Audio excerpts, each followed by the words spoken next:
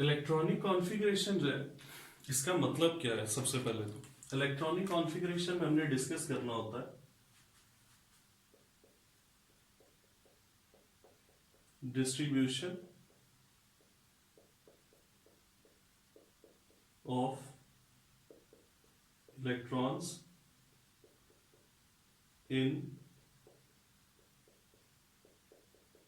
Atomic orbitals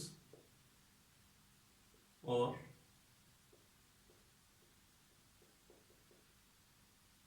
molecular orbitals of an atom और molecule.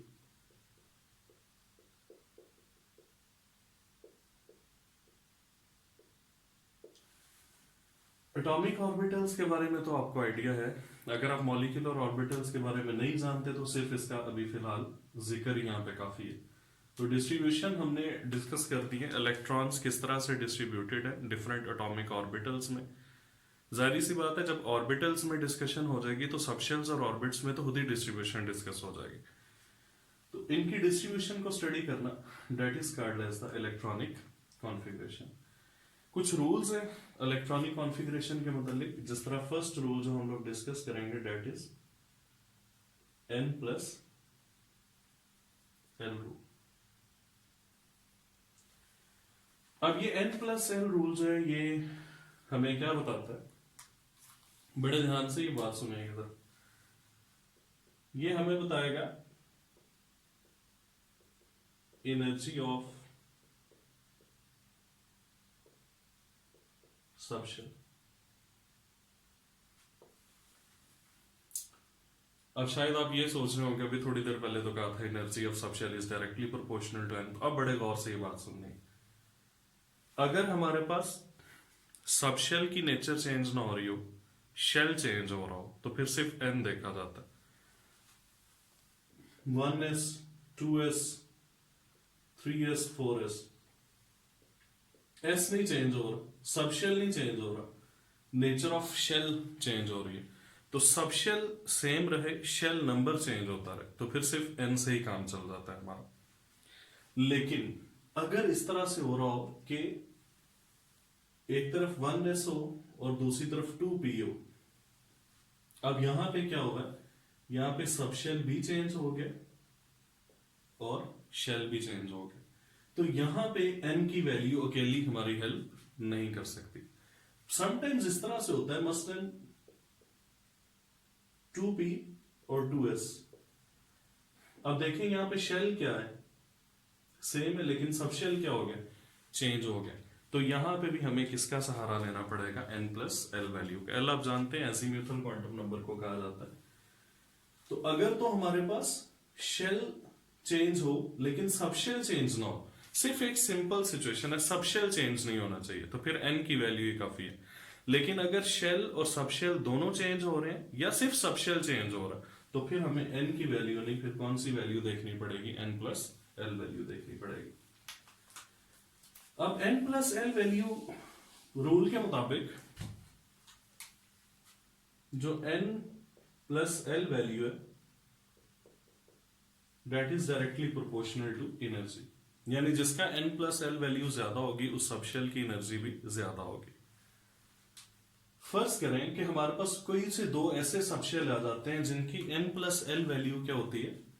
Same होती है। तो फिर क्या करेंगे? फिर n की बेस पे डिसीजन होगा। जिसका n स्मॉल होगा उसकी एनर्जी कम होगी, जिसका n बड़ा होगा उसकी एनर्जी ज्यादा होगी। बचपन में आप एक अरेंजमेंट पढ़ा करते थे, मैं उसको उसी तरह लिखता हूं जिस तरह आप पढ़ते थे।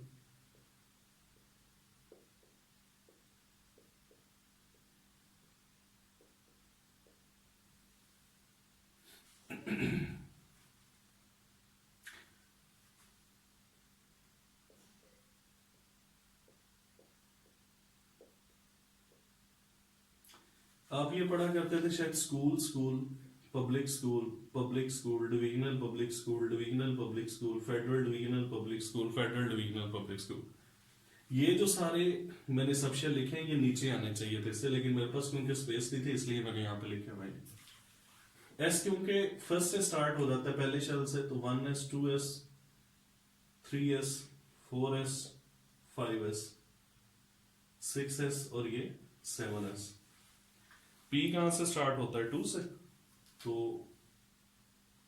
2p 3p 4p 5p 6p। D कहां से स्टार्ट होता है 3 से, तो D 3D 4D 5D। और F कहां से स्टार्ट होता है 4 से, तो यहां पे आ जाएगा 4F। यानी इनका n+l वैल्यू अगर आप देखेंगे तो ग्रेजुअली क्या हो रही होगी, इंक्रीज होगी। मसलन इसके लिए n+l वैल्यू क्या होनी चाहिए, n1 है, जो किसी सबशेल के लेफ्ट पे लिखा होगा वो n होगा। और l के बारे में तो आप जानते हैं कि l 0 1 2 3, 0 हो तो s 1p 2d और 3 किसके लिए होता है, f के लिए। तो 1 + 0 1 आ जाएगा, 2 + 0 2 आ जाएगा n+l, 2 + 1 3 आ गया, 3 + 0 3 आ गया। अब देखें इन दोनों के n+l क्या है, सेम, n+l वैल्यू सेम। तो अब कम एनर्जी किसकी होगी, ऑब्वियसली जिसका n स्मॉल होगा। तो जब n+l सेम आ जाए तो फिर डिसीजन किसकी बेस पे होता है, n की बेस पे होता है। इसी तरह इसका 4 होगा, इसका भी 4 होगा, लेकिन इसको इसलिए पहले लिखा है क्योंकि इसका n स्मॉल। फिर ये 5 है, ये भी 5 है, ये भी 5 है। तो ये तीनों के n+l 5 है, लेकिन अब n की बेस पे हमने इनको इस अरेंजमेंट में लिखा। तो ये बेसिकली जो अरेंजमेंट हमने बनाई हुई है ये किस बेस पे, n+l वैल्यू की बेस पे। और जैसे जैसे n+l वैल्यू बढ़ती जाएगी एनर्जी भी इंक्रीज होती जाएगी। और जब एनर्जी इंक्रीज होती जाएगी, और फर्ज करें अगर दो ऐसे आ जाते हैं सबशेल जिनका n+l क्या है, सेम है, तो फिर डिसीजन किसकी बेस पे होगा, n की बेस पे होगा। तो ये हमने एनर्जी के लिहाज से पढ़ा होगा। और यही इसके बाद इसके साथ सेकंड साथ ही रिलेटेड जो रूल होता है वो आप जानते हैं बड़े अच्छे तरीके से। वो कौन सा रूल होता है, डेट इज ऑफ वो प्रिंसिपल।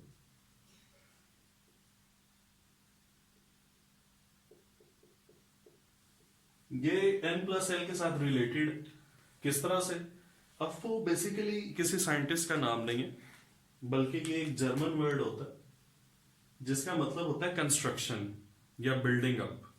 और ये रूल जो अफो प्रिंसिपल था ये भी बेसिकली किसने प्रेजेंट किया था, पॉली ने ही प्रेजेंट किया था, जिसका पॉलीज एक्सक्लूजन प्रिंसिपल पड़ता है। n+l रूल आपको एनर्जी डिफाइन कर देता है कि ये हमने एनर्जी की बेस पे इस तरह से लिख दे जब भी इलेक्ट्रॉन फिल करने हैं। अफो प्रिंसिपल ये कहता है कि इलेक्ट्रॉन की फिलिंग जब करेंगे तो वो स्टार्ट होगी फ्रॉम लो एनर्जी और मूव होगी टुवर्ड्स द हायर एनर्जी। इसका मतलब है अगर ये सीक्वेंस एनर्जी के लिहाज से तो फिर सबसे पहले कौन सा सबशेल फिल होगा, 1s, उसके बाद 2s, फिर 2p, फिर 3s, फिर 3p, फिर 4s, फिर 3d एंड सो ऑन। यानी पहले लो एनर्जी में इलेक्ट्रॉन जाएगा, जब लो एनर्जी वाला सबशेल फिल हो जाएगा तो उसके बाद नेक्स्ट हाई एनर्जी में चला जाएगा। और आप बड़े अच्छे तरीके से जानते हैं कि s में 2, p में 6, g में 10 और f में मैक्सिमम 14 इलेक्ट्रॉन स्टे करता है। ये सबशेल्स की बात हो रही है, लेकिन ऑर्बिटल के बारे में तो आपने सिंपल एक बात ज़हन में रखनी है कि a single orbital can accommodate maximum of 2 electrons. Orbital में तो ये रूल कंफर्म है, क्योंकि s सबशेल भी ऑर्बिटल भी इसमें 2 आते हैं। p के 3 ऑर्बिटल है तो 2 × 3 6 आ जाता है, d के 5 ऑर्बिटल है 2 × 5 10 आ जाता है, और f के 7 ऑर्बिटल्स हैं तो 2 × 7 कितना आ जाता है 14। n+l रूल एनर्जी डिफाइन करता है और अफो प्रिंसिपल इलेक्ट्रॉन्स की फिलिंग को लो एनर्जी से हाई एनर्जी की तरफ से वो लेके जाता है। उसके बाद जो नेक्स्ट हमारे पास रूल आ जाता है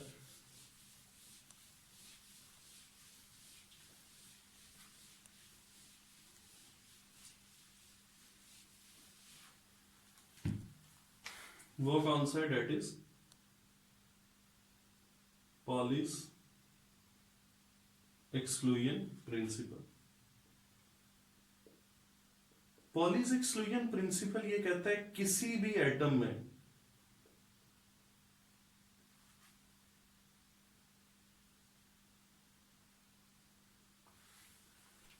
अगर दो इलेक्ट्रॉन है तो उनके चारों मैग्नेटिक क्वांटम नंबर चारों क्वांटम नंबर्स कभी भी सेम नहीं हो सकता। In any atom no two electrons have same value of the four quantum numbers. मिसाल के तौर पे सपोज करते हैं हम लोग हाइड्रोजन में तो हर इलेक्ट्रॉन ही एक है। हीलियम की बात कर लेते हैं 2 4, तो इसका हम लिखते हैं 1s2, क्योंकि लोएस्ट एनर्जी में 1s आता है और उसमें 2 इलेक्ट्रॉन आ सकते हैं तो फिल हो गया। इसके लिए जो सबशेल के लेफ्ट पे लिखा होता है वो n की वैल्यू है, n के 1, l जाहिर सी बात है, s के लिए क्या होगा 0, s के लिए m भी क्या होता है 0। ये सारी बातें हम क्वांटम नंबर्स वाले लेक्चर में डिटेल में डिस्कस कर चुके हैं। ये तीनों क्वांटम नंबर्स की वैल्यूज इन दोनों इलेक्ट्रॉन्स के लिए क्या है, सेम है। लेकिन जब चौथे क्वांटम नंबर की बारी आती है स्पिन क्वांटम नंबर की, तो स्पिन क्वांटम नंबर इन दोनों का सेम नहीं हो सकता, क्योंकि हम इसको यूं तो लिखा हुआ है हमने 2, लेकिन अगर स्पिन के लिहाज से शो करेंगे तो ये यूं शो होंगे, यानी एक की अगर स्पिन अप है तो दूसरे की स्पिन डाउन है। जब हम इन्हें इस तरह से लिखते हैं तो ये एरो वाला जो एंड होता है कि नॉर्थ पोल को शो कर रहा होता है और ये वाला साउथ पोल को शो कर रहा होता है। इसका मतलब क्या, अभी बात करते हैं इस पर। तो अगर एक एंटी क्लॉकवाइज जा रहा है तो दूसरा क्लॉकवाइज स्पिन शो कर रहा है। यही रीजन है इनकी ऑपोजिट स्पिन होना बड़ा इंपॉर्टेंट है, मैं अभी बताता हूं। तो इसका मतलब है इसमें एक इलेक्ट्रॉन +1/2 होगा तो दूसरा -1/2। 3 क्वांटम नंबर्स की वैल्यूज तो सेम है, लेकिन चौथा क्वांटम नंबर इन दोनों के लिए क्या हो जाता है, डिफरेंट। तो अगर कोई से 2 इलेक्ट्रॉन हो किसी भी एटम में, उनके अगर 3 क्वांटम नंबर सेम हो भी तो 4th क्वांटम नंबर उनका क्या हो जाता है, डिफरेंट हो जाता है। और खास तौर पे इसको यूं भी कहा जा सकता है कि एक ऑर्बिटल में, एक सिंगल ऑर्बिटल में जो 2 इलेक्ट्रॉन होते हैं उनके चारों क्वांटम नंबर कभी भी सेम नहीं हो सकते, बल्कि स्पिन उनकी डिफरेंट हो जाती है। तो स्पिन क्वांटम नंबर डिफरेंट होता है। अब जब भी कोई इलेक्ट्रॉन स्पिन कर रहा होता है, सपोज कि हम एंटी क्लॉकवाइज स्पिन की अगर बात करें, चार्ज इलेक्ट्रॉन ही नहीं बल्कि कोई भी चार्ज जब स्पिन करता है तो उसके गिर्द क्या प्रोड्यूस हो जाती है, उसकी मैग्नेटिक फील्ड प्रोड्यूस हो जाती है। तो इसी तरह जब ये इलेक्ट्रॉन स्पिन कर रहा होगा एंटी क्लॉकवाइज तो इसके गिर्द भी मैग्नेटिक फील्ड बनेगी। और जब इसके साथ एक पेयर बना होगा, यानी दूसरा इलेक्ट्रॉन इसके साथ मौजूद होगा और एक पेयर बन जाएगा, तो ये वाला इलेक्ट्रॉन जो है ये कौन सी स्पिन शो करेगा, क्लॉकवाइज। इसके गिर्द भी मैग्नेटिक फील्ड है, इसकी भी अपनी मैग्नेटिक फील्ड है, लेकिन मसला ये क्योंकि इनकी स्पिन की डायरेक्शन ऑपोजिट है तो राइट हैंड रूल के मुताबिक फिर इनकी मैग्नेटिक फील्ड की डायरेक्शन भी क्या होगी, वो भी ऑपोजिट होगी। जब इनकी मैग्नेटिक फील्ड्स की डायरेक्शन ऑपोजिट होगी तो इन दोनों की मैग्नेटिक लाइंस जो होंगी वो एक दूसरे को कैंसिल कर देंगे। जब मैग्नेटिक लाइंस कैंसिल कर देंगी तो हम कहेंगे कि नेट मैग्नेटिक इफेक्ट या नेट मैग्नेटिक मोमेंट वो इनका क्या हो जाएगा, 0। और जिन इलेक्ट्रॉन्स, पेयर्ड इलेक्ट्रॉन्स का हमेशा नेट मैग्नेटिक इफेक्ट क्या होता है, 0, क्योंकि इनकी स्पिन ऑपोजिट है, मैग्नेटिक फील्ड्स की डायरेक्शन ऑपोजिट है और मैग्नेटिक फील्ड एक दूसरे को क्या कर देती है, कैंसिल कर देती है। तो इनका नेट मैग्नेटिक इफेक्ट क्या होता है, 0। ये ऑपोजिट स्पिन ही होना क्यों जरूरी है, देखें अगर इलेक्ट्रॉन्स का एक पेयर बना होगा तो जाहिर सी बात है ये इलेक्ट्रॉन भी नेगेटिव है, ये इलेक्ट्रॉन भी नेगेटिव है, तो नेगेटिव नेगेटिव को क्या करेगा, रिपेल करेगा। इस तरह से तो इलेक्ट्रॉन को पेयर की फॉर्म में रहना ही नहीं चाहिए, उनको रिपेल करना चाहिए एक दूसरे को। लेकिन बेसिकली होता क्या है कि जब ये 2 इलेक्ट्रॉन है, ये पेयर होगा इनका, तो इनका नेगेटिव चार्ज तो रिपेल कर रहा होगा, लेकिन इनकी ऑपोजिट स्पिन जो होगी और ऑपोजिट मैग्नेटिक फील्ड जो होगी वो उस रिपल्शन के इफेक्ट को क्या कर रही होगी, कैंसिल कर रही होगी। तो इस तरह पेयर्ड इलेक्ट्रॉन क्या हो सकते हैं, वो जरा स्टेबल रहेंगे। तो ये हमारे पास जो है वो पॉलीज एक्सक्लूजन प्रिंसिपल है। जब भी आपके पास कहीं पे भी यूं लिखा हुआ है, यानी इलेक्ट्रॉन का पेयर हो, स्पिन सेम शो हो, स्पिन अप है दोनों की, एंटी क्लॉकवाइज है, या यूं लिखा हो, तो आप समझ जाएं कि यहाँ पे पॉलीज एक्सक्लूजन प्रिंसिपल को क्या किया जा रहा है, वायलेट किया जा रहा है। तो ये और ये केसेस हैं, ये वायलेशन है पॉलीज एक्सक्लूजन प्रिंसिपल की। समटाइम्स जब एमसीक्यूज में पूछता है तो वो ये पूछता है कि in which of the following Pauli's exclusion principle is violated. तो आपने सिर्फ इस चीज का ख्याल रखना है। अगर यूं बना हुआ हो, एक की स्पिन अप हो और दूसरे की स्पिन डाउन हो, तो ये बिल्कुल ठीक है, it is according to Pauli's exclusion principle. लेकिन अगर दोनों की अप या दोनों की डाउन शो की हो, तो ये पॉलीज एक्सक्लूजन प्रिंसिपल से क्या शो हो रही होती है, वायलेशन। तो इस तरह से एमसीक्यूज यहां से सॉल्व किए जा सकते हैं। लास्ट जो रूल है हमारे पास,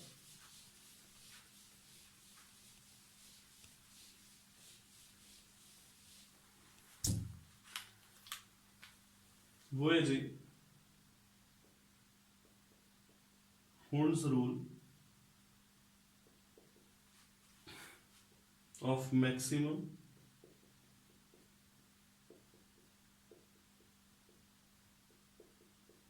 multiplicity।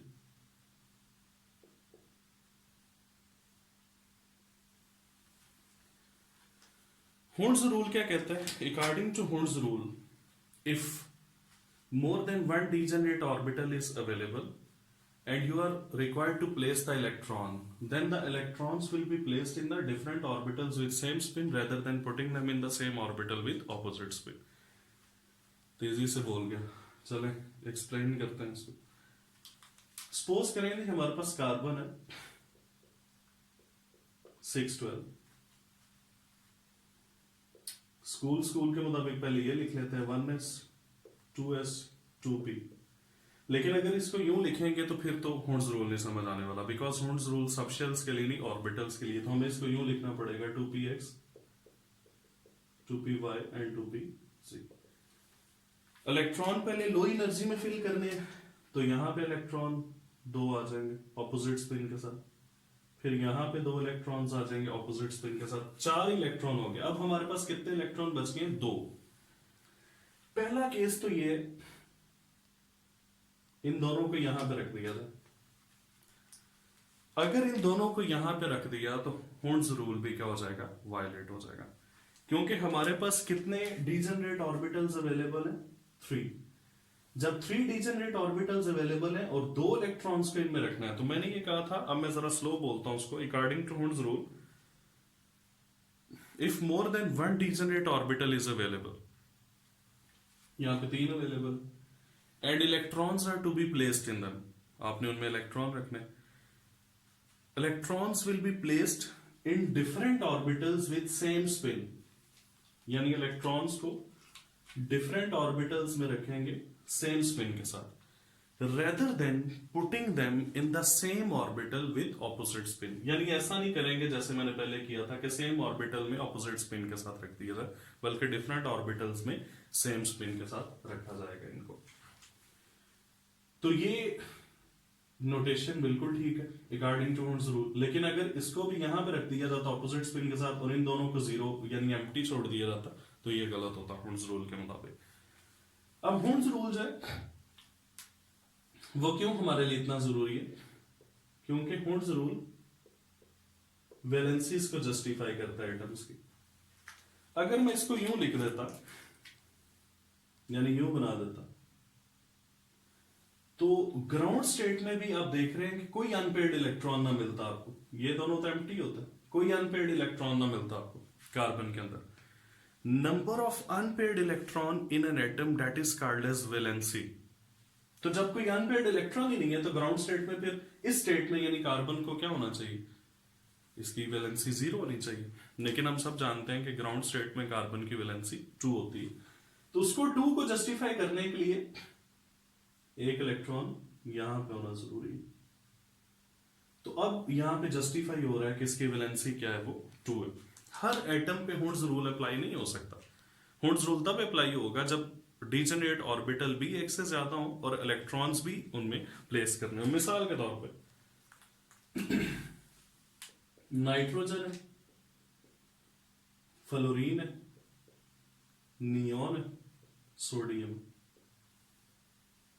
इनमें से किसकी इलेक्ट्रॉनिक कॉन्फ़िगरेशन में हुंड्स रूल को फॉलो करना पड़ेगा? देख लेते हैं हम लोग। नाइट्रोजन 7 है, 9 है, 10 है, 11 है।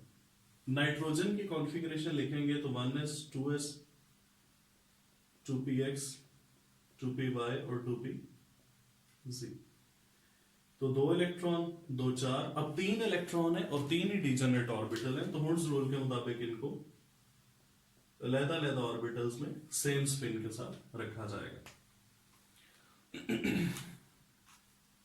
ये एंटी क्लॉकवाइज स्पिन, और मैं पहले बात कर सकूं कि अनपेयर्ड इलेक्ट्रॉन की हम एंटी क्लॉकवाइज स्पिन शो करते हैं, क्योंकि हम ये कंसीडर करते हैं कि नेचुरली वो एंटी क्लॉकवाइज स्पिन शो करते हैं। फ्लोरीन है 9, तो 1s2 2s2, अब 2px 2py और 2pz। डीजनरेट ऑर्बिटल तो 3 मौजूद हैं। अब हम क्या करेंगे, यहां पे किस तरह से हम इलेक्ट्रॉनिक कॉन्फ़िगरेशन लिखेंगे, पहले सारों में एक एक इलेक्ट्रॉन रखेंगे, यानी पहले हाफ फिल करते हैं सबको, उसके बाद फिर यहां पे भी 2 आ गए, यहां पे भी 2 आ गए, 2 2 4 2 6 2 8, और एंड पे इलेक्ट्रॉन ही सिंगल बचता है हमारे पास। तो इसका मतलब है उसको हमने यहीं भी रखना है, और कहां पे रखेंगे उसको, तो यहां पे हुड्स रूल पे इतना खास इंपॉर्टेंस अपनी शो नहीं कर रहा।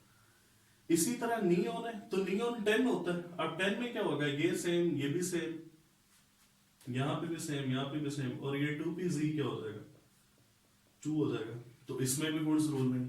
सोडियम के केस में क्या होगा, सोडियम में 1s2 2s2 2p6, अब यहां पे 3s, एक ऑर्बिटल एक इलेक्ट्रॉन, तो उसको उसी में रखेंगे हम, इसमें भी हुड्स रूल अप्लाई नहीं हो सकता। तो हुड्स रूल अगर एमसीक्यूज में पूछा जाए कि इन चारों में किसमें अप्लाई होगा या किसकी वैलेंसी को एक्सप्लेन नहीं किया जा सकता विदाउट हुड्स रूल, तो वो कौन सा होगा, डेट विल बी नाइट्रोजन।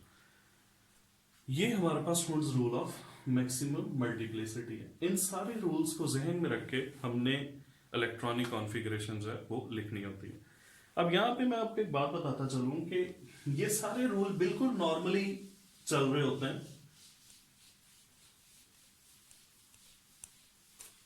ये सारे के सारे रूल नॉर्मली चल रहे होते हैं फ्रॉम हाइड्रोजन 1 टू कैल्शियम 20। थोड़ा सा वाइलेशन जहां पे आती है वो वहां पे आती है जहां पे एटॉमिक नंबर 21 स्टार्ट हो रहा था, क्योंकि 21 किसका, स्कैंडियम का, और वो ट्रांजिशन एलिमेंट है, तो वहां पे आके थोड़ा सा चेंज हो जाता है। और ये 3D सीरीज है 21 से लेके एटॉमिक नंबर 30 तक। 21 आप देखिएगा पीरियोडिक टेबल में स्कैंडियम होगा और 30 जिंक होगा, तो ये 3D सीरीज चलती है हमारे पास। अब यहां पे किस तरह इनमें इस 3D सीरीज में खास तौर पे 2 एलिमेंट्स बड़े इंपॉर्टेंट है, एक क्रोमियम और दूसरा कॉपर। क्रोमियम 24 है, कॉपर 29 है। हम पहले कहेंगे इसकी नियरेस्ट गैस आर्गॉन है, तो यहां तक सेम कॉन्फ़िगरेशन होगी। इसको समटाइम इसकी कोर ऑफ एटम भी कहा जाता है, यानी ये ऐसी चीज है जिसका बॉन्डिंग में कोई रोल नहीं होगा, जिसका बॉन्ड फॉर्मेशन में कोई रोल नहीं है। तो 18 तक तो यहां तक आ गए, यानी यहां तक कॉन्फ़िगरेशन आप आर्गॉन वाली ही लिखेंगे। आर्गॉन के बाद फिर हमारे पास क्या होगा, 4s और 3d। अब होना ये चाहिए कि 18 के बाद इधर आए 2 20, यहां पे 420, इधर 18 के बाद आए 2 20 और 9 29। ये यानी कॉन्फ़िगरेशन हमारी होनी चाहिए जो हमने रूल्स पढ़े हैं उनके अकॉर्डिंगली। लेकिन मसला ये होता है कि यहां पे आप कहीं पे भी देखेंगे तो 4s2 नहीं बल्कि 4s1 लिखा होगा दोनों केसेस में,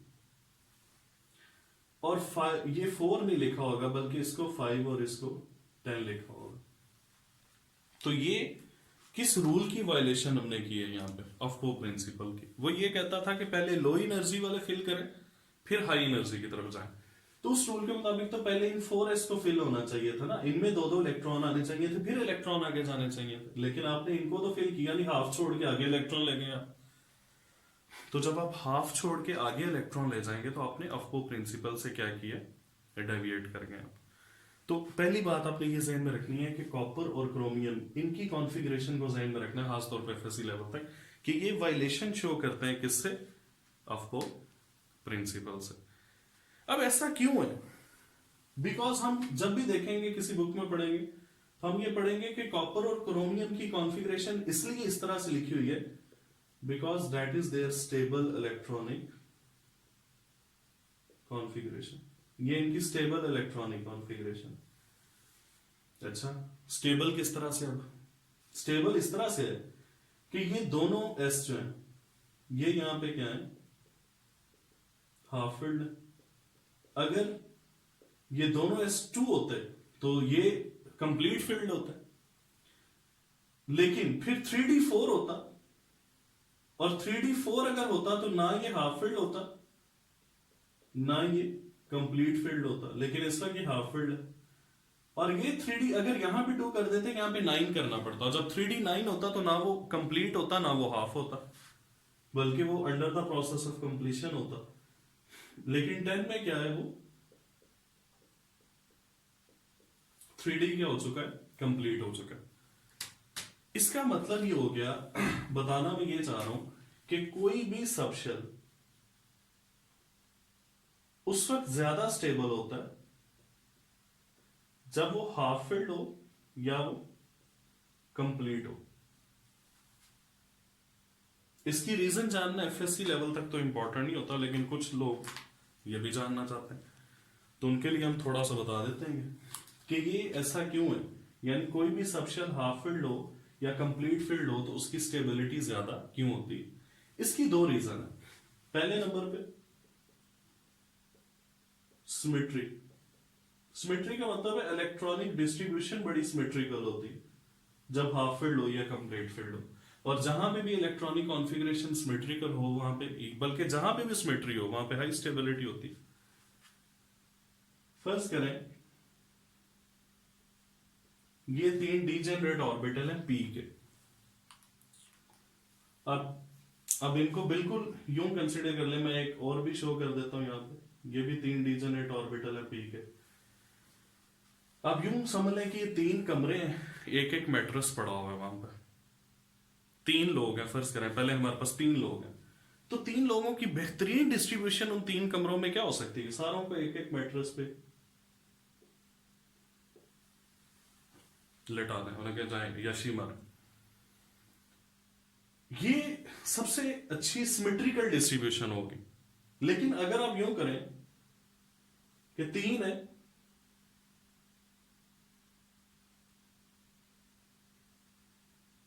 या हम इस तरह से करते हैं कि 4 है हमारे पास, चले पहले ये 3 थे, अब ये सिमेट्रिकल भी थे स्टेबल भी थे, एक चौथा बंदा भी आ जाता।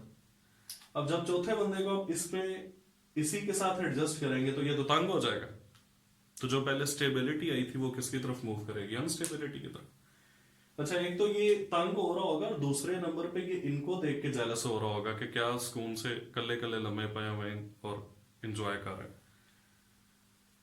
हाँ, फिर या तो आप ये करें कि यहां पे भी एक इलेक्ट्रॉन आ जाए, यहां पे भी एक इलेक्ट्रॉन, यानी एक बंदा और इधर आ जाए, एक और इधर आ जाए, तो फिर क्या होगा, अब ये फिर सारी सिमेट्री आ गई है यहां पर। तो बेसिकली जब हमारे पास 3 रूम्स हैं और हमने उनमें 3 लोगों को एडजस्ट करना है तो 1 1 1 ही बेहतरीन ऑप्शन है। और अगर हमारे पास 3 रूम है और 6 बंदे हैं हमारे पास, तो फिर 2 2 2 का कॉम्बिनेशन जो है वो बेहतरीन सिमेट्री लेके आएगा, बजाय इसके कि अगर 4 होंगे तो एक में 2 बाकी 2 में 1 1 हो जाएगा, तो वो कोई सिमेट्रिकल डिस्ट्रीब्यूशन नहीं रहेगी। इसी तरह इलेक्ट्रॉन्स का भी होता है कि 3 होंगे तो सिमेट्रिकल होंगे, या 6 होंगे तो सिमेट्रिकल होंगे। डी में 5 होंगे तो सिमेट्रिकल होंगे, या 10 होंगे तो फिर सिमेट्रिकल होंगे। एफ में 7 होंगे या 14 होंगे तो मैक्सिमम सिमेट्री होगी डिस्ट्रीब्यूशन ऑफ इलेक्ट्रॉन में, और जहां पे सिमेट्री हो वहां पे स्टेबिलिटी भी हाई होती है। ये थी पहली रीजन। दूसरी रीजन आपने सिर्फ जहन में रखनी है, नाम जहन में रखना है, एक्सचेंज एनर्जी। मैं थोड़ा सा बता देता हूं इसके बारे में। इलेक्ट्रॉन को ना बड़ा शौक होता है, एक सबशेल के डिफरेंट ऑर्बिटल्स हैं उनमें इलेक्ट्रॉन्स मौजूद होते हैं, उन्हें शौक होता है कि एक इलेक्ट्रॉन को कि वो बाकी ऑर्बिटल्स में भी चक्कर लगाता रहे, फेरा लगा के आ जाए वहां से।